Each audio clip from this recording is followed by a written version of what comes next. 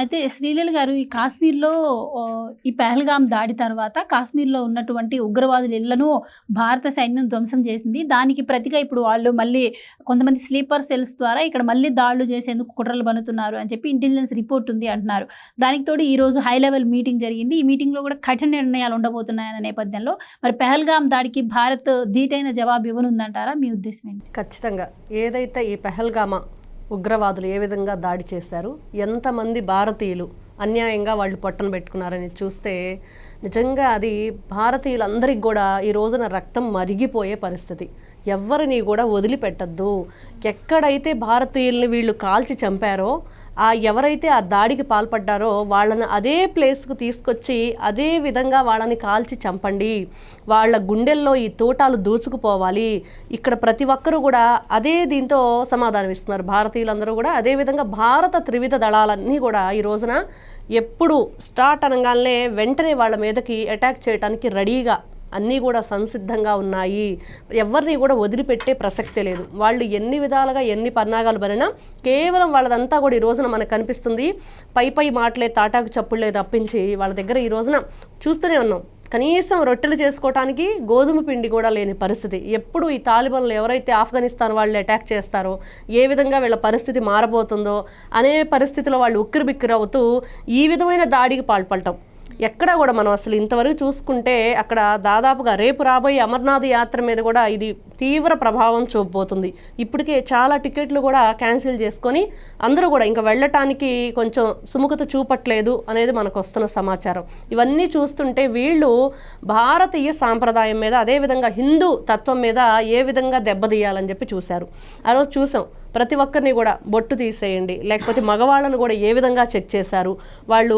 ఆ రోజు చూస్తే ఈ ఎవరైతే అక్కడ ఆ జిప్ డ్రైవ్ టేకాఫ్ చేసి ఎవరైతే అతను ఉన్నాడో అతను కూడా అల్లాహు అక్బర్ అని అరిచిన తర్వాతే ఇతన్ని అక్కడ ఒక ఎవరైతే వెళ్ళారో అతను చెప్తున్నాడు. వెళ్ళారు పర్యాటకుల్లో ఒక అతను ఏదైతే సెల్ఫీ వీడియో రికార్డ్ అయింది అదే ఈ రోజున కీలకమైంది. అదేవిధంగా అక్కడ ఒక లోకల్ కెమెరామ్యాన్ కూడా ఉగ్రదాడి జరగబోయే టైంలో ఒక చెట్టు ఎక్కి దాక్కోవటం, అతను అక్కడి నుంచి ఇదంతా షూట్ చేయటం, ఎవరెవరు ఏ విధంగా వీళ్ళని ఇబ్బంది పెట్టారు, ఏ విధంగా కాల్చి చంపారు, ఇవన్నీ చూస్తూ ఉంటే అంటే రియల్గా అక్కడ చూసిన వాళ్ళకే తప్పించి ఆధారాలు ఉండేవి కాదు. కానీ వీళ్ళందరూ రికార్డ్ చేయటం వల్ల ఈరోజు అది 10 మందికి ఇప్పుడు మొత్తం భారతదేశం అంతా తెలియటం వల్ల ఏం జరుగుతుందంటే వైరల్ అయింది. అదేమైందంటే ప్రతి ఒక్కరిలో కూడా రక్తం మరిగిపోయే పరిస్థితి. ఇంత దుర్మార్గానికి పాల్పడ్డారా వీళ్ళంతా. నిజంగా ఇది తిప్పికొట్టే ప్రక్రియలో వాళ్ళు ఎప్పుడు కూడా ఈ రోజును చూస్తే వాళ్ళకి తినటానికి తిండి లేని పరిస్థితిలో ఉండి ఇలాంటి కఠినమైన చర్యలకు పాల్పడుతూ ప్రాణాలు తీసుకున్నారు భారతీయులది. కాబట్టి ఖచ్చితంగా ప్రధాని నరేంద్ర మోడీ గారు కూడా ఎక్కడ నా ప్రమేయం ఏమీ లేదు, ఖచ్చితంగా ఏదైతే సైనిక దళాలు ఉన్నాయో వాళ్ళకి ఎప్పుడు ఏ క్షణాన ఎలా వాళ్ళ మీద అటాక్ చేయాలో వాళ్ళందరికీ తెలుసు. కాబట్టి వాళ్ళకి వదిలేశారు. అది కూడా నేను ఎక్కడా కూడా ఇన్వాల్వ్ అవ్వట్లేదు. మీరు ఇప్పటి వరకు మనందరం చూసిన వీడియోలు, అక్కడ వెళ్ళినటువంటి పర్యాటకులు తీసినటువంటి వీడియోలు, కానీ దీనికి ఇవే కాకుండా అక్కడ జరిగిన సంఘటనల వీడియోలు ఇంకా క్రూరాతి క్రూరంగా ఉన్నాయి. సో వాటిని కూడా విడుదల చేసే యోచనలో ఇప్పుడు కేంద్రం ఉన్నట్టు తెలుస్తుంది. ఎందుకంటే ప్రపంచం అంతటికీ కూడా పాక్ ఎలాంటి దుశ్చర్యకు పాల్పడిందని తెలియజేశారు. ఆ వీడియోలు కూడా విడుదల చేయబోతుంది కేంద్రం అంటున్నారు. ఎలా ఉండబోతుందంట? ఖచ్చితంగా ఇప్పుడు మనం ఇవి చూస్తుంటేనే ఇలా అనుకుంటున్నాం. అంటే అక్కడ ఉన్న పర్యాటకులు వెళ్ళిన వాళ్ళు ప్రత్యక్ష సాక్షులు చెప్తున్నది వింటుంటే ఎంత భయంకరమైన సిచ్యువేషన్. ప్రాణ భయంతో పరుగులు పెట్టడం, అక్కడ కొంచెం ఎత్తైన ప్రదేశాల చాటుకు వెళ్ళి దాక్కోవటం, ఏ విధంగా అక్కడ జరిగింది, ఎంతమంది అక్కడున్న లోకల్ పీపుల్ కూడా కొంతమంది వీళ్ళని రాంగ్ ట్రాక్ పెట్టించారు. అట్లా రాంగ్ ట్రాక్ ఎందుకు పట్టించారు, వీళ్ళని పారిపోకుండా కొంతమంది ప్రయత్నం చేశారు.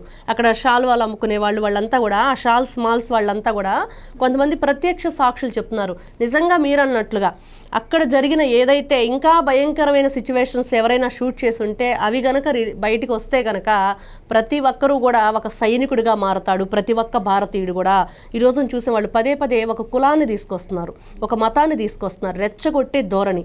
అంటే ఇక్కడ మనం అనుకుంటున్నట్లుగా అంటే ముస్లింలు అంతా కూడా ఉగ్రవాదులు కాదు, కానీ ఉగ్రవాది అయిన వాళ్ళంతా కూడా ముస్లిమ్సే.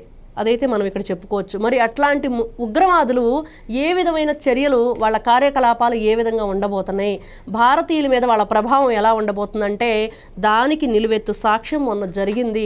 ఏదైతే పహల్గామా ఉగ్రవాదులు దాడి ఉందో అది మాత్రం మనం ఖచ్చితంగా చెప్పుకోవచ్చు. దీన్ని నిజంగా నరేంద్ర మోడీ గారు ఎట్టి పరిస్థితుల్లో కూడా వదిలిపెట్టే ప్రసక్తే లేదు. ఇప్పుడు సార్ చెప్పినట్లుగా ఏదైతే సింధు జలాలు కానివ్వండి, లేకపోతే అక్కడ ఉన్న ఏదైతే మనకి కొన్ని ఎగ్జిట్ ఎండ్ అవన్నీ ఉన్నాయో ద్వారాలు అవన్నీ క్లోజ్ చేయటం కానివ్వండి, వాళ్ళని ఎక్కడా కూడా ఇక్కడున్న కొంతమంది పాకిస్తాన్లో కూడా మీరు మా దేశం నుంచి వెళ్ళిపోవటం అనేవి కూడా మనం ఇవ్వటం కానివ్వండి ఆదేశాలు, వీటన్నిటివి చూసుకుంటే ఖచ్చితంగా వాళ్ళకి పోరాడే ధైర్యం లేదు. కేవలం ఇది దొంగ దెబ్బ తీశారు. ఇలాంటి దొంగ దెబ్బలు తీయటం. అయితే మేడం, ఈ లష్కరే తోయిబాకు చెందిన టాప్ కమాండర్ ఎవరైతే ఉన్నారో ఫరూక్ అహ్మద్ దీంట్లో కీలక పాత్ర పోషించారని ఈ పెహల్గాం ఘటనకి. అయితే ఇతను కాశ్మీర్లో ఉండి పుట్టి కాశ్మీర్ నుంచి పాకిస్తాన్ వెళ్ళి ఇదంతా చేశాడని ఒక నెట్వర్క్ను రూపొందించుకొని ఇదంతా చేస్తున్నారు అని చెప్పి వీళ్ళకి శిక్షణ ఇచ్చారని కూడా వార్తలు వస్తూ ఉన్నాయి. సో మరి ఇది ఇంటెలిజెన్స్ వైఫల్యం కాదంటారా?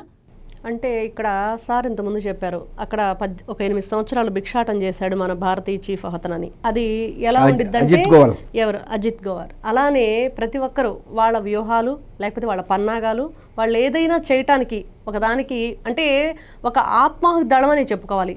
చావటానికి చంపటానికి దేనికైనా సిద్ధంగా ఉంటారు వీళ్ళు. అలానే కొన్ని వ్యూహాలతో పన్నాగాలతో మన దేశంలో ప్రవేశించడం, ఇక్కడ కొంతమంది వాళ్ళకి షెల్టర్ ఇవ్వటం, ఆ షెల్టర్ ఇచ్చిన వాళ్ళని వీళ్ళు ఇక్కడ ఏదైతే ఇట్లాంటి విధ్వంసాలని రెచ్చగొట్టే విధంగా వాళ్ళని తయారు చేయడానికి ఇతను ట్రైనింగ్ ఇవ్వటం, ఇప్పుడు జరిగిన దానికంతా వీళ్ళే కారణం అనేది మనకు ఖచ్చితంగా కనిపిస్తున్న విషయం. కానీ ఈ విషయం మళ్ళీ కూడా అసలు భారతదేశం వైపు చూడటానికే కాదు, ఆలోచన రావటానికి కూడా వీళ్ళు భయపడే విధంగా మోడీ గారు ఏదైతే సందేశం ఇస్తున్నారో అది ఖచ్చితంగా పాక్ ఇంక అసలు ఇప్పుడు సార్ అన్నట్లుగా ఏదైతే తను ఒక మొండెవలనే మిగిలబోతుంది, 3 ముక్కలు అయ్యిద్ది ఇంకా కొన్ని రోజుల్లో అని, అదే జరిగిద్ది. ఖచ్చితంగా ఒట్టి మేకపోతు గాంభీర్యాన్ని ప్రదర్శిస్తూ లేనిదాన్ని ఉన్నట్లు చెప్పుకుంటూ ఇంకా ఏదో చేస్తాము చూపిస్తాము ఇలాంటివన్నీ కూడా రెచ్చగొట్టే ధోరణితోనే మాట్లాడుతుంది తప్పించి వీళ్ళు మళ్ళీ ఇక్కడ ప్రవేశించకుండా ఖచ్చితంగా వీళ్ళైతే అన్నీ కూడా క్లోజ్ చేశారు బార్డర్లు ఎక్కడా కూడా. ఇంకా ప్రతి అణువు కూడా జల్లెడ పట్టిన పరిస్థితి. ఎక్కడా కూడా ఇట్లాంటి వాళ్ళు ఇట్లా ఉగ్రవాదులను తయారు చేసే విధంగా శిక్షణ ఇచ్చే విధంగా లేకుండా చేయడానికైతే ఇప్పుడు ప్రయత్నాలు జరుగుతున్నాయి. ఎందుకంటే ఒకసారి చూసాం ఏం జరిగింది, ఇక్కడే షెల్టర్ది అంటే మన భారతదేశంలో ఉంటూ ఇక్కడ గాలి పీలుస్తూ ఇక్కడ నీరు తాగుతూ ఇక్కడ భోజనం తింటూ మన వాళ్ళనే చంపేసిన వీళ్ళు ఇక్కడ ఉండటానికి వీలు లేదు. ఇంకా మరి ఇట్లాంటి వాళ్ళకి మళ్ళీ కూడా ఇట్లాంటివి రిపీట్ అవ్వకుండా చూసుకోవాలనేది గట్టిగా ఇచ్చిన వాయిస్. ప్రధానమంత్రి మోడీ గారు కూడా తక్షణమే ఎప్పుడు సరే అంటే అప్పుడు వీళ్ళంతా కూడా ఒక్కసారిగా విజృంభించేసి అందరినీ కూడా తుదముట్టిస్తారు అనేది మనకు ఖచ్చితంగా కనిపిస్తుంది.